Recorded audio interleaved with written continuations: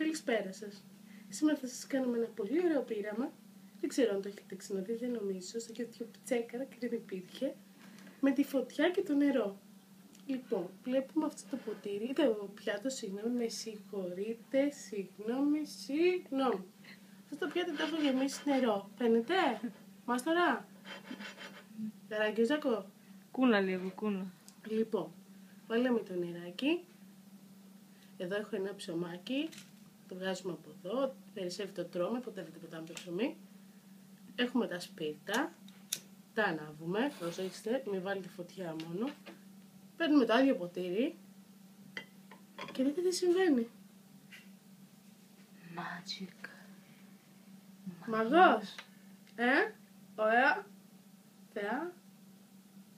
Πατσορντάκ, τι θέλεις. Βγάζει. Ναι. Δεν είναι πανέμορφο, ευφυές. Συγκλονιστικό. Ναι. Τέλειο. Ναι. YouTube. Ναι. Νομίζω ότι θα έχουμε πάνω από 1.000.000 προβολές και ότι θα γίνω διάσημη. Και τώρα κόφτω καραγκιόζακο γιατί κουράστηκα. Αύριο πάλι. Άντε. Γεια. Στοπ. Χαθιδίρο. Μαζέψτε με. Σταμάτα.